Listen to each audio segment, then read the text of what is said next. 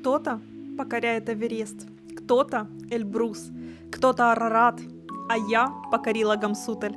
Сегодня мы продолжаем наше кавказское путешествие. Второй день в горах Дагестана. И в этом видео вы увидите наш мучительный подъем на заброшенный аул-призрак Гамсутель. Увидите красоту гор, живописные чохские земледельческие террасы, труднодоступное, но очень необычное посещение Салтинского водопада. Также обязательно побываем на водопаде Тобот.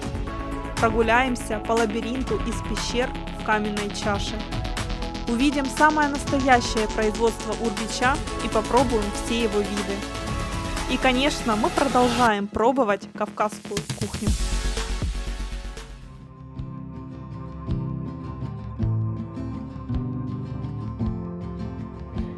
Доброе, прекрасное, горное утро. Мы проснулись. Сейчас пойдем на завтрак. Я в ожидании очередного изыска кавказского. А потом после завтрака ты пойдешь досушивать волосы, потому что они у тебя мокрые, и ты опять простудишься. На завтрак у нас были вареные яйца, домашние, масло и сыр. И, конечно же, абрикосовая каша с урбичом. Берем ложечку урбича, кладем ее в абрикосовую кашу, перемешиваем и употребляем. Тима говорит, как абрикосовый кисель.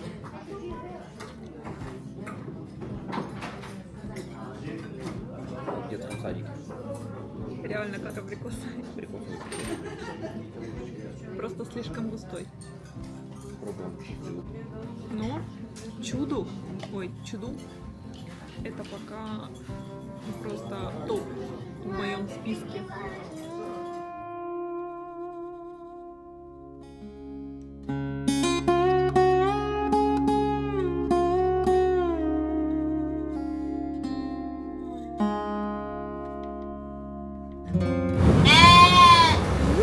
Зимой.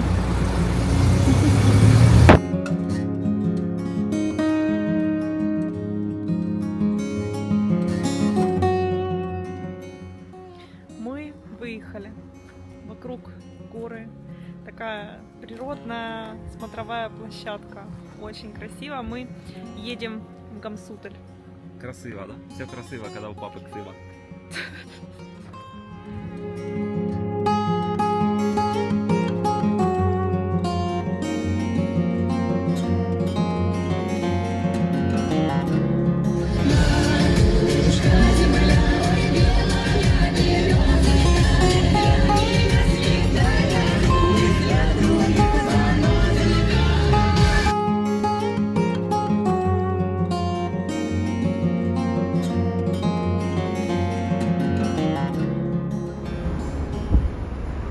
Газовую трубу, видите? Да, это, конечно, не по нашим полям провести, да? Тут, блин, на гору. Альпинистам надо быть, чтобы газ провести.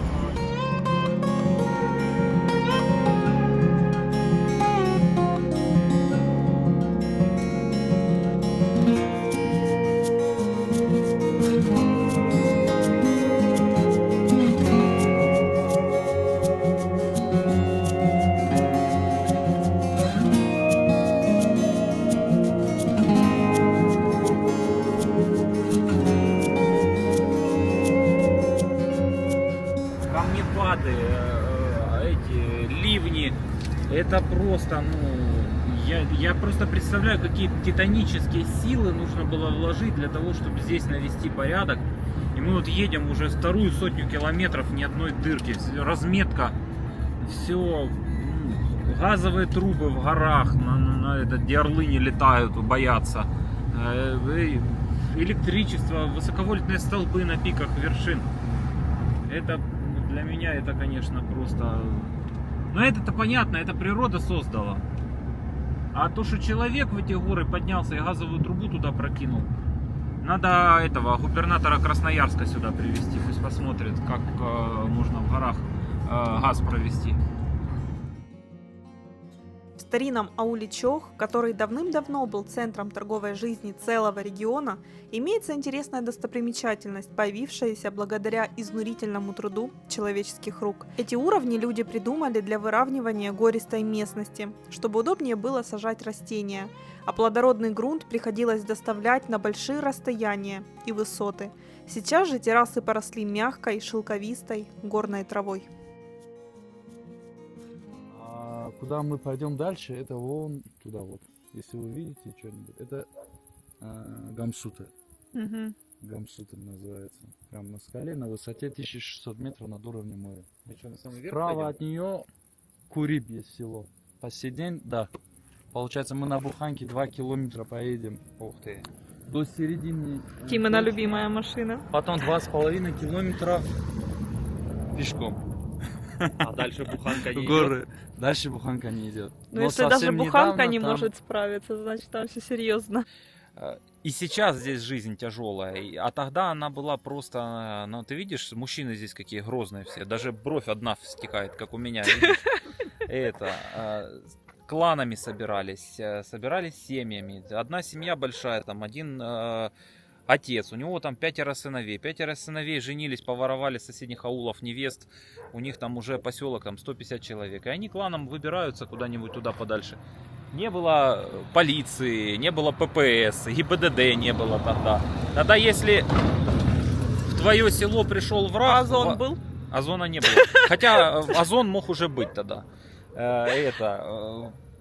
Поселились в горах. Если ты проснулся, у тебя 100 мужчин в ауле, а на соседней сопке стоят 500 мужчин, то это у тебя уже проблема. Поэтому селиться надо было как можно выше и оборону занять как можно качественнее.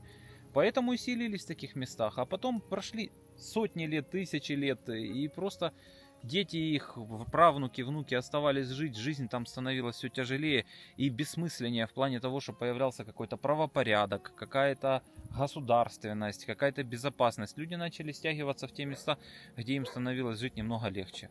Какие-то более легко доступные места. Та безопасность, которую давало это место, она уже стала не так необходима, как тот дискомфорт, который оно придавало.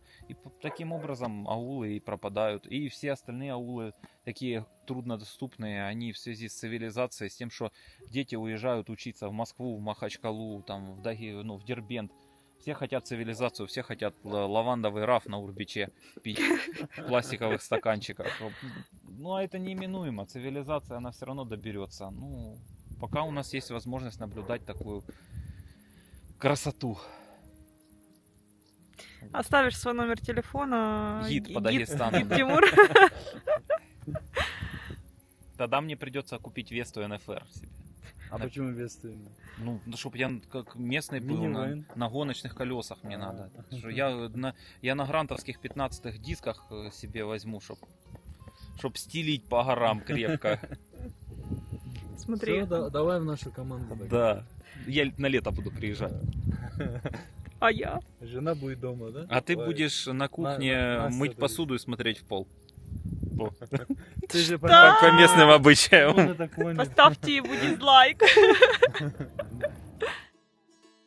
Итак, мы прибыли на место, откуда начинается подъем в аул-призрак Гамсутель. 2 километра наверх мы преодолели на отечественном УАЗе. Давай монетку кидай. Ладно, лезь. Ну давай, ладно, ты ж любишь такие машины. Также наверх можно подняться еще и на лошадях. Ну или пешком. А какая стоимость? На лошадях 1500 человек. На УАЗике 500 рублей вообще машина. А есть еще буханка. На буханке человека 100 рублей. Ага. Как тебе машина? Ну, как бы потряхивает, но мягкая.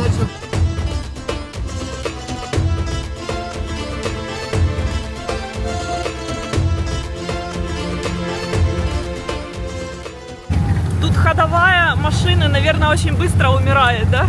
Надо постоянно поддерживать. Это шуазик. Эти дороги для УАЗика все больные. Не слышали УАЗик? Land Cruiser перетерпел 250 изменений за 60 лет, а наш УАЗик ни одного, Изначально создали Да. идеально. Мягко, быстро, но лучше перед этой поездкой много не есть. Дальше машины не едут, много узких участков, поэтому или пешком, или на лошади. Отсюда начался наш пеший подъем. Здесь я еще улыбаюсь, но уже устала, а впереди еще 2,5 километра. А подъем еще сопровождается запахом коровьих лепешек, поэтому точно много не ешьте перед этим походом. Мы прошли около 500, наверное, метров максимум. И здесь есть такая интересная локация — зиплайн.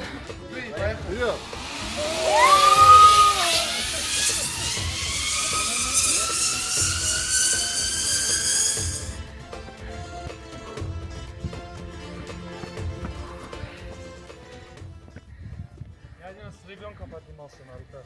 Ого! Да, такая жара еще стояла. Да вы привыкшие к такому.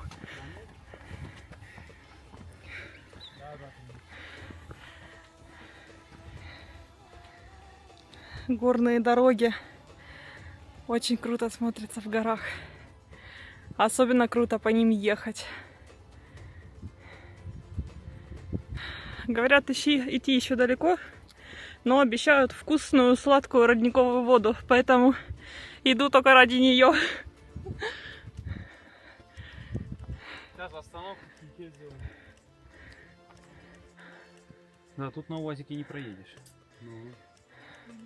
Что я и говорил. Я просто ждал, пока что вы сами увидели. А вот страшно еще и на лошади тут ехать.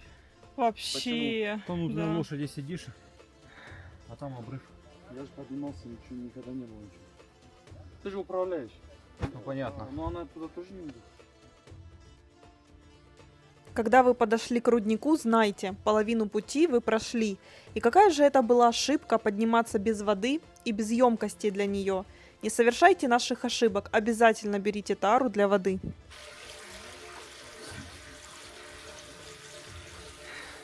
Ну как? Учитывая пройденный путь, замечательно. Попили воды, но вода ледяная. Поэтому много пить не получается. Люди предусмотрительные и берут с собой бутылочки. Набирают воду. Мы с собой, к сожалению, ничего не взяли.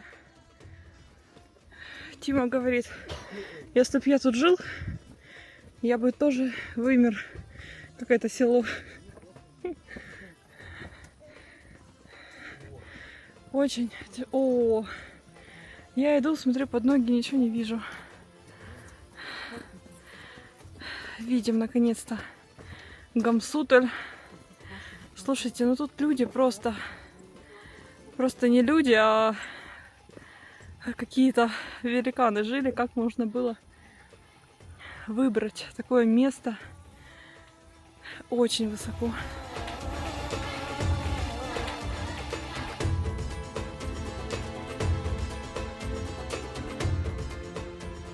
В принципе, мне теперь все стало понятно. Почему на Кавказе такая сытная и жирная еда? Потому что по-другому здесь никак. Ты здесь в горах тратишь столько калорий, что тебе приходится и есть много, и какую-то такую напитанную еду.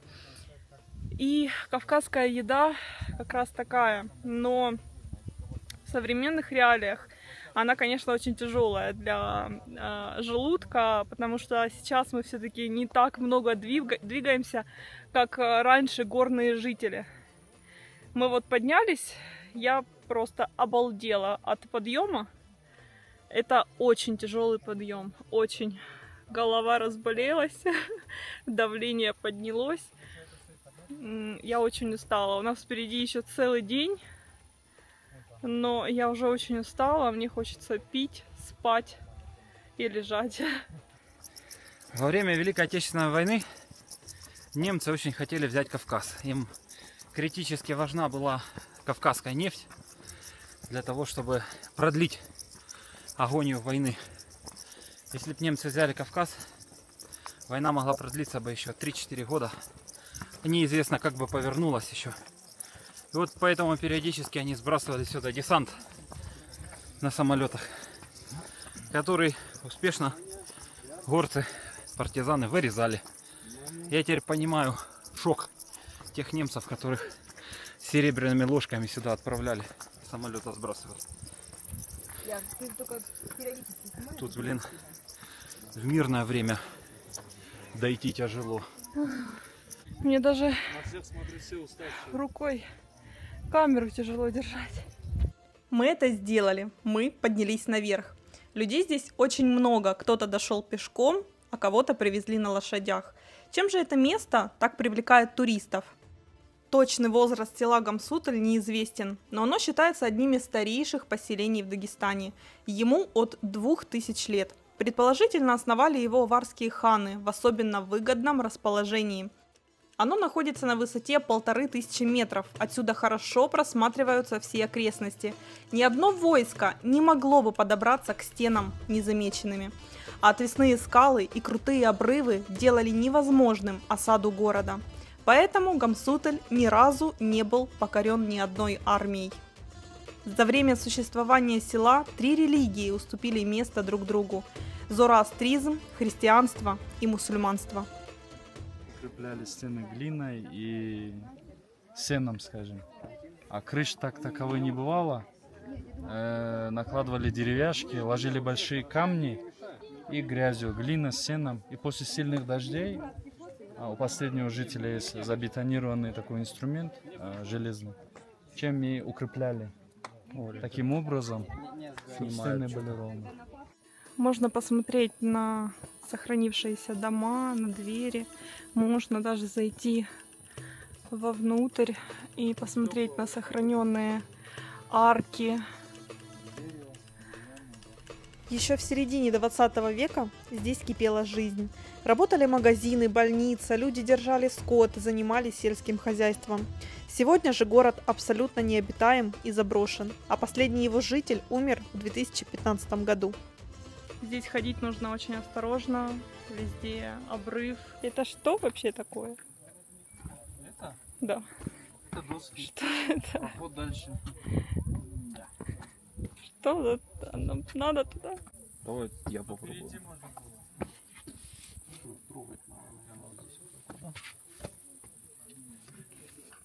Вы видите, как строили вообще дома?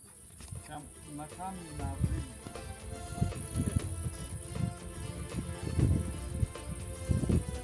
Ужас! Какой ужас! Для того, чтобы увидеть дом последнего жителя этого села, вам придется преодолеть этот мостик. Последний житель аула Абдулжалил Абдулжалилов. Здесь он занимался огородничеством и пасечным делом. Любимым времяпрепровождением стало чтение книг, за которыми ему приходилось ходить пешком в библиотеку соседнего села Чох. До сих пор можно увидеть его дом и личные вещи.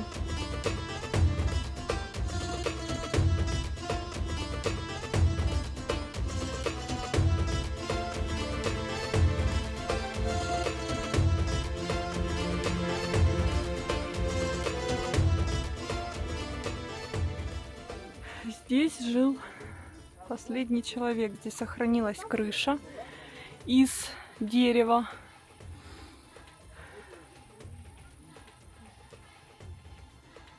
Все очень такое низенькое, маленькое. Неприступную крепость погубила сама жизнь. Люди покинули свою родину в поисках более комфортного места для проживания. Но теперь голоса местных жителей сменились на голоса туристов, и аул все еще принимает гостей. Да, еще подожди. Глянь, какие они. Сюда, сюда, отойди, отойди сюда. Ты глянь, лошади понимают, а люди нет. Лошадям посвистело, они развернулись и идут, а люди не понимают. Вот, видишь?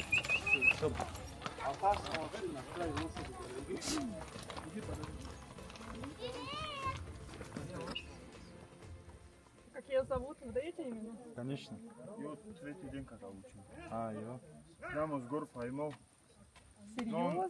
Да, он мне покорился. Он шутит? Шутит. Я, например, обычно на бароне бывал. О, Коровы, видите, как поднялись? Как? молочный коктейль. Они это сделали. Коровы, ну поднялись, господи, они в горах. Обычно.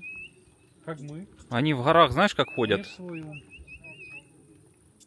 Это при том, что она с Махачкалы сюда пришла. Вечером будет домой возвращаться.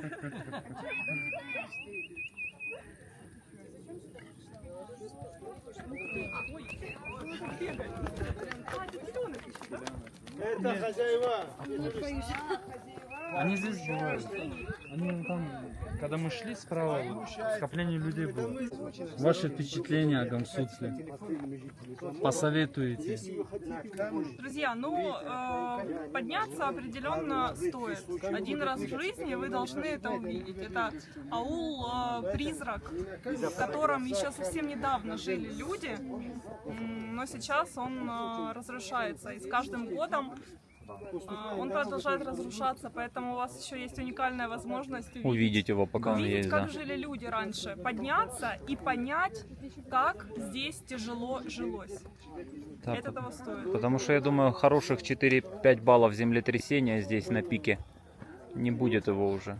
Или сколько-то лет и уже все Да. попадает. Не Теперь останется. нам предстоит спуск За едой. за едой. Война, Слушай, так мне нравится, да? война войной, а обед по расписанию, да? А на УАЗике мы будем кататься или пешком пойдем? Будем, конечно, Ура! на УАЗике. Не просто спуск, а спуск за едой. У нас три... Спуск приобретает У нас другие 3 краски. приятных момента по пути. Первый — это родничок с водой, потом УАЗик, УАЗик и обед. а потом внизу магазин с сувенирами, где ножички купить надо. Погнали.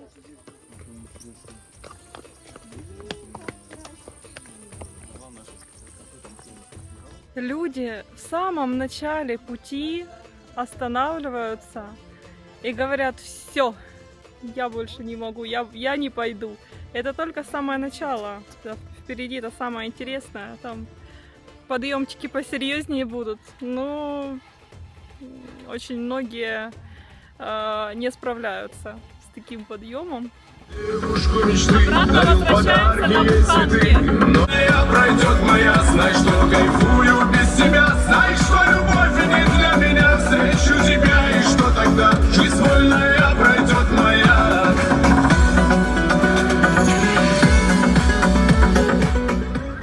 Все, друзья, мы спустились. Я смотрю на вот этих людей, которые только собираются подниматься. И вы знаете, мне так радостно на душе, что это не я. У них такие лица, знаете, они еще просто даже не знают, что их ждет. Я весь в пластиках, ты видишь? Пожелаем им удачи. А теперь, после такого подъема, нужно восполнить запас калорий. Едем обедать. Дорога в село Гунип очень живописная, да и село достаточно уютное. Здесь мы прогулялись в парке Победы имени Расула Гамзатова, побывали на смотровой площадке с видом на город, и совсем рядом находился наш ресторан. Так выглядит слоеный аварский хинкал. По вкусу особо не отличается от обычного аварского. Это кумыкский хинкал в бульоне. Ботишал – лепешка из теста с начинкой из творога и картофеля. Напомнила наши блины. Конечно же, долма – мясной фарш в виноградных листьях. Обязательно подается с белым соусом с чесночком. А на десерт мучная халва. От нашей она отличается тем, что готовится из муки, масла и сахарной пудры. Мы приехали на то место, где Айвазовский писал свою картину. Давайте посмотрим, чем же он вдохновлялся.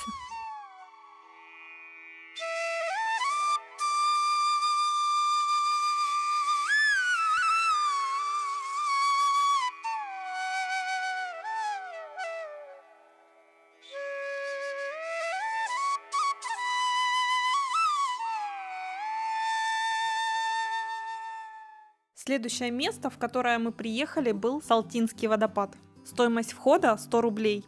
Путь к водопаду достаточно тернистый, но очень интересный. Сначала вам нужно пройти через ущелье по металлическому мосту. Сразу же за ним местные начинают предлагать резиновые сапоги, но советую пройти дальше, ближе к водопаду. Местные устроили бизнес, дают в аренду сапоги резиновые. Видимо, будет мокро.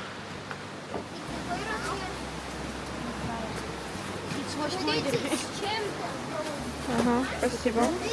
А это обязательно? Что, сапоги? Да. Ну, как обязательно. Если хочется свежести и есть тапочки и босоножки, то можно и А своим. босиком можно? Можно. Почему нет? В нашем случае одеваем А вон ботинки. люди в тапочках, босоножках идут. Они с севера, походу. А, холодная вода, да, вода сильно? холодная. Вода холодная, а так можно. при желании.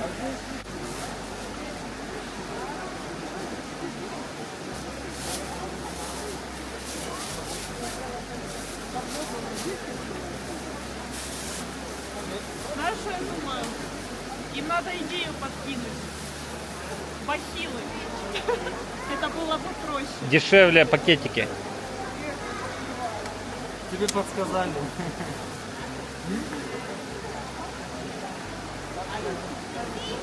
Это проще было бы тебе, а не им. А им надо, чтобы выгоднее было. Ботфорды. Как не ходить? Медленно. Какие же они неудобные. В них чувствуешь все. Абсолютно. Все камушки.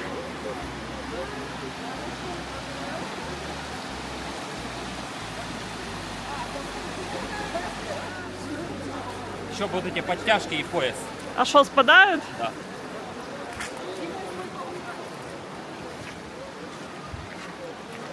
Что, в путь? Ага. С ютубом вместе? Пока да. Ой, вы это видели? Я не знаю, засняла я это или нет. Паренечек упал в ледяную воду.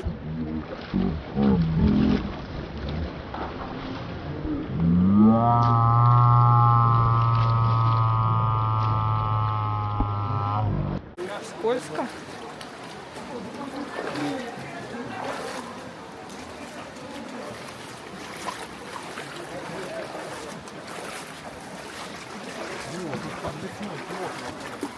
Ничего себе.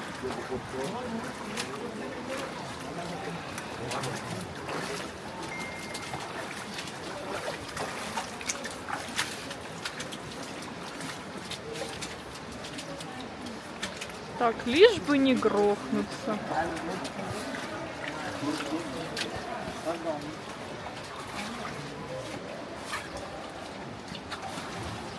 Слушайте, это ж надо, это ж кто-то сюда решил зайти, посмотреть.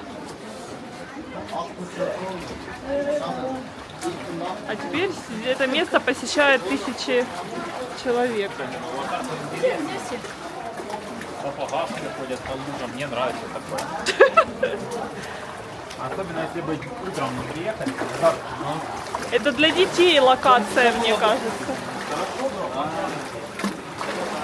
Идеальная локация для детей. Вот они любят по лужам бегать. Вот это прям идеально для них.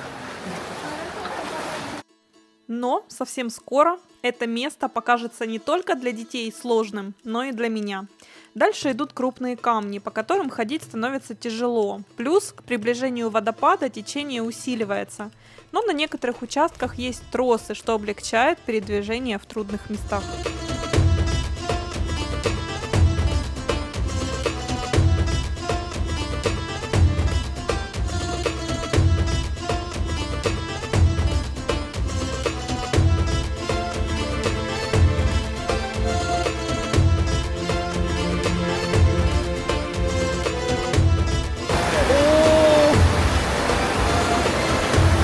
Обалдеть!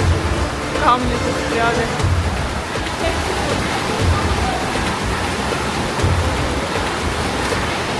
С детьми здесь очень тяжело.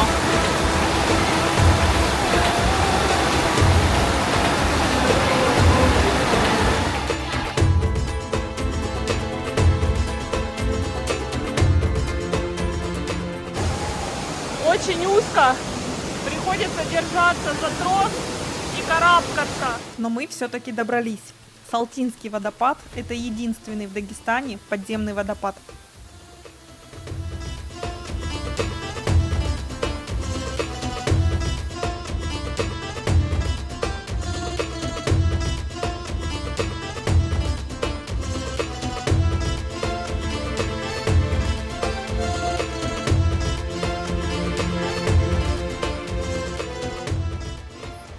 Друзья, ну что хочу сказать. Это место 100% стоит посетить. Смотрите, можно было бы, как Тима говорит, сделать металлический мост, чтобы не было этих сапог, чтобы вы не мочили ноги, чтобы все было комфортно, чтобы вы не шли по камням. Но тогда вы эту прогулку не особо запомните. А так вы прошли, вы выстрадали этот путь. И таким образом эта прогулка запомнится на 100%.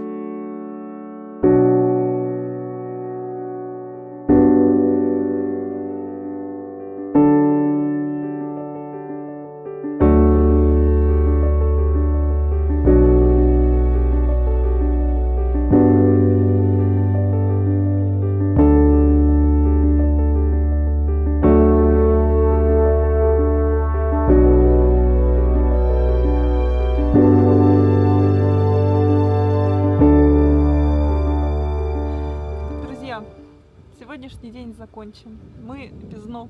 Устали. Сил нет, но мы очень счастливы и довольны. Это было очень насыщенно, незабываемо, очень интересно. Гамсутель, конечно, выпил из нас все соки сегодня. Еще мы где-то были как-то крабапли. Как он назывался? Тима и дагестанские названия. В общем, все места, которые мы сегодня посетили, действительно советуем посетить и вам. Они того стоят. И в резиновых сапогах все-таки походите. Я сначала негодовал, теперь думаю, что это прям надо. В общем, мы едем в свой гостиничный Горный кишлак. ужинать прекрасной кавказской едой. Пить вкусный травяной чай. Да, завтра у нас последний день. Обязательно ставьте лайк, подписывайтесь на канал и подписывайтесь обязательно на ВК видео, Telegram и Рутуб, потому что в любой момент YouTube может перестать работать. Секири башка будет. Давайте перестрахуемся и лучше подпишитесь на всякий случай. Да. Ну и не могу вам не показать наш ужин. У нас ужин, чечевичный суп, сладкий плов. Я буду пробовать сладкий плов в первый раз в жизни. Смотри, курага, Изюм. черный изюм. А сахар есть в плове? Сахар навряд ли. Сахара нет. За счет изюма сладкого. Овощи и пирог. Чуду? Слоеное, да, называют. Ничего. Ну или себе. даргинское. Слоеное чудо. Я очень хотела попробовать сладкий плов. И как раз сегодня так случилось, что хозяйка приготовила. Необычно. Очень. Очень специфическое блюдо на любителя. Мне больше нравится обычный, классический. Как в детском садике. Ну, Прям детство вспомнил. Еще молочка сюда чуть-чуть. Да. В садике давали сладкий рис в молоке. Вот это очень похоже. Вот сюда сгущенки пару капель капнуть, точно как в детском садике. А я не люблю плов. Сладкий. Вообще. Но он прям на Только если любителя. рис, не знаю, я вообще не люблю. А что ты еще не любишь из своей национальной кухни? Так, я вообще на еду не капризный, но плов, он должен оставаться для меня пловом. То есть, допустим, тот же самый Узбекский Мясо, плов, мясо, лук, вот, это реально плов. А вот сладкий плов я не люблю. А остальные блюда все я Я тоже. советую и люблю сам. Доброе утро. Сегодня наш последний день в туре. Мы приехали на производство урбича, посмотреть, как его делают. Это очень интересно. У Чё? Димы футболочка красная, Я же сибиряк. красное кольцо. Похож. Я ж в Дагестан приехал. Все будут спрашивать, откуда ты, и скажу, с Красноярска. Твое шо Чё? уже Чё, уже Г? даже здесь спалили, Чё говоришь? понимаете? Чё говоришь? Что говоришь? Тут уже даже Тимы на шо, ну, вот, местные удивляются, что это у вас за ковар? Что это за шо? Что это за шо вообще? Ничего себе.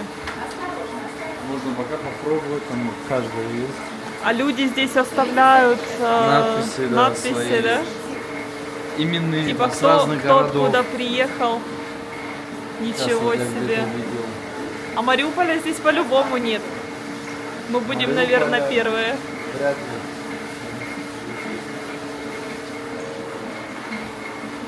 Я вижу Камчатку, вижу Брянск, Краснодар, Москва, Каспийск, Набережные Челны.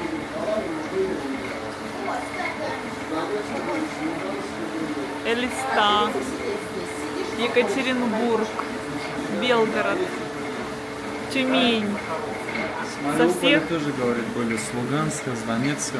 Можно, говорить, если посмотреть. Надписи Ничего с разных себе. регионов. Учителя были с Донецка.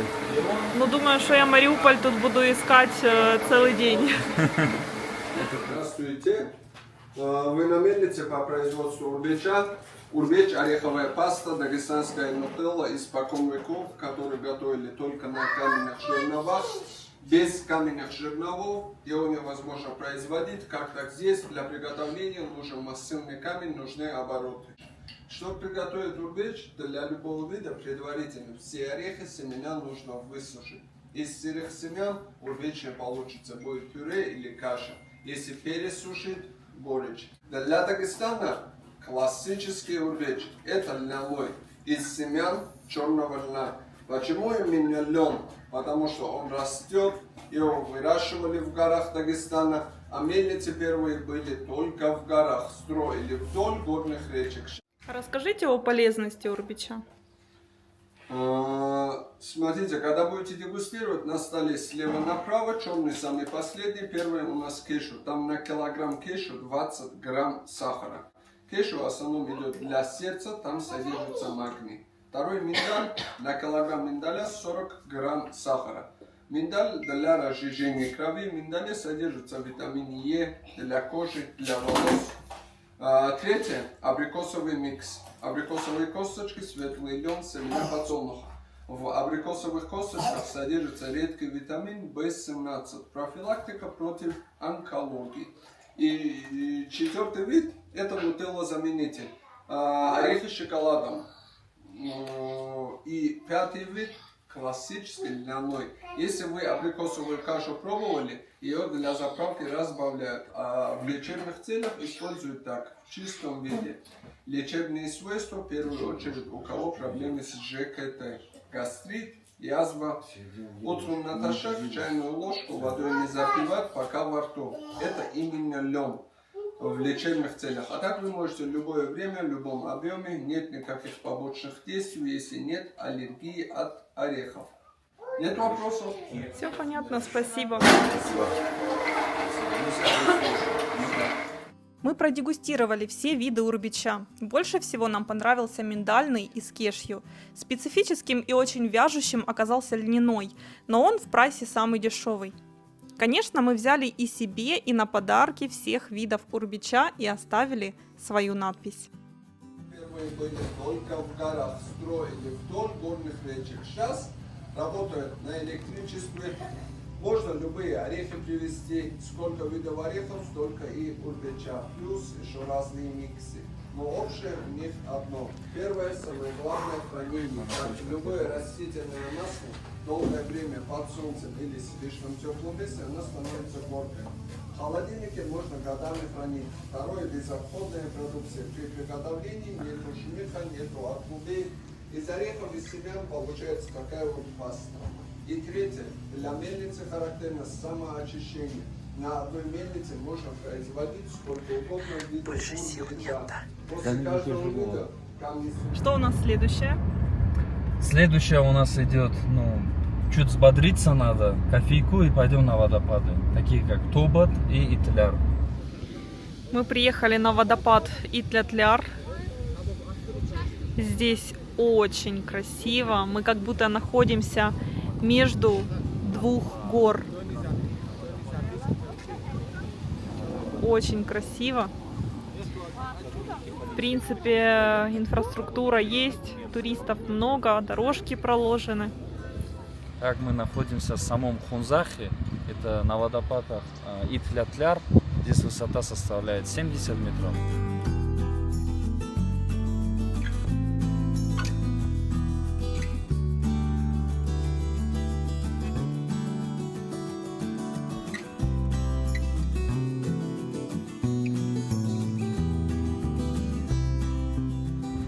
Такой прекрасный вид у нас открывается на плато Хунзаха.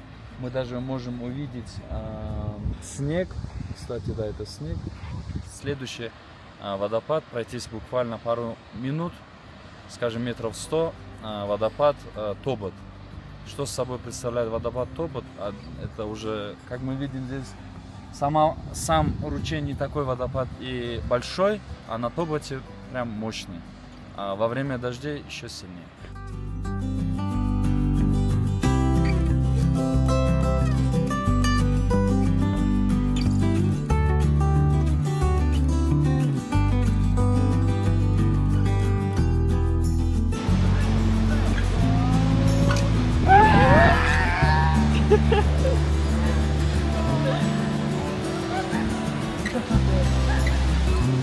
Здесь на водопаде Тобот можно прыгнуть, как это называется, роуп-джампинг. Но здесь, мне кажется, не так инструктора, в общем-то, другие. Ты сидишь, тебя уже пристегнули, осталось только задернуть за нитку, и ты улетаешь в пропасть, короче. И подходит к тебе инструктор, и ты, брат, ты знаешь, я первый день сегодня работаю. Я только из тюрьмы вышел, а сидел почему? У меня турист упал 5 лет назад. И дергает за веревку. И ты в этот момент с этими мыслями летишь вниз. Вот это, конечно, да, страшно. Здесь такого нет. Здесь работают ребята, которые так не шутят. А какая стоимость прыжка? Говорили 8 сделают, но пока что 6. Я уточнял 6 тысяч. Без камеры, с камерой 7. Чтобы вы приблизительно понимали, как это страшно, посмотрите на трясущиеся ноги человека, который собирается прыгать.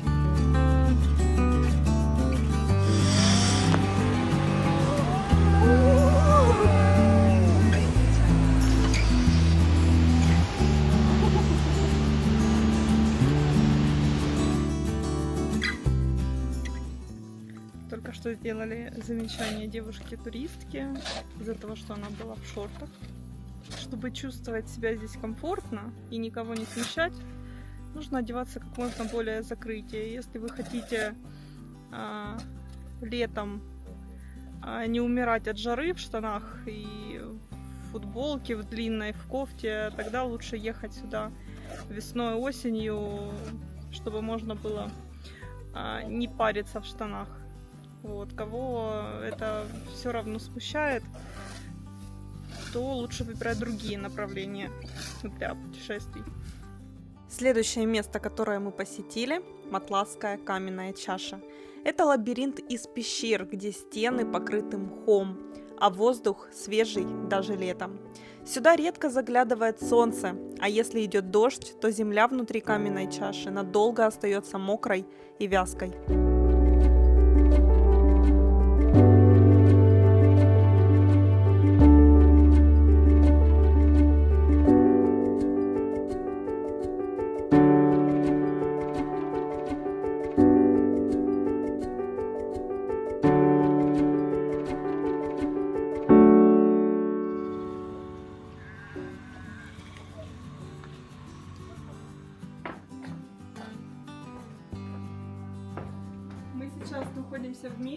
которая на Яндекс.Картах отмечена как каменная тропа.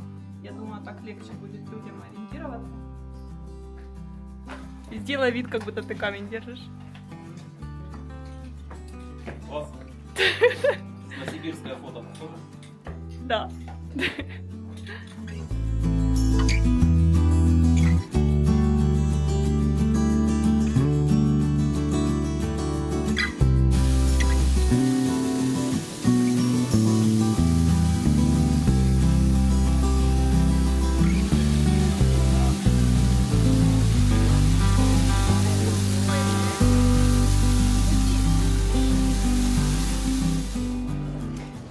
Друзья, вот чтобы вы понимали, мы вот только что зашли в кафе покушать. Вокруг людей очень много, и Тима начинает тянуться. Я говорю, отойди. Забыл, говорит. Тяжело. Это про тут. то, есть ли смысл сюда ехать на свадебное путешествие. Да, на свадебное путешествие. Тут, кстати говоря, ну, почти везде раздельные кровати в гостевых домиках. Очень много нюансов, в общем. Это последнее наше место на сегодня. Такой вот подвесной мост. Вот такая тут касса. Кому платить, не знаю. За туалет с такой кассой оплатил, но за мост, который, я не знаю, наверное, государство построило, я думаю, вряд ли. Кому это- платить? Чего платить? Кто это повесил? Что это? Это, наверное, те дети, Что которые это подберут- вообще? Это те же самые бизнесмены, которые 50 рублей берут за фотографию с козлом и 50 рублей за покататься на... Они 100 рублей хотели за покататься на Торговалась? качели. Не-не-не-не. Поснимай его. Что ты делаешь? Поснимай мост, посмотри, как ходит.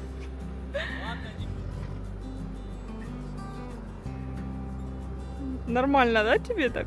Ты бесстрашный, да, уже стал через 3 дня? Да нет, я тут недалеко летел. А, Каньон той.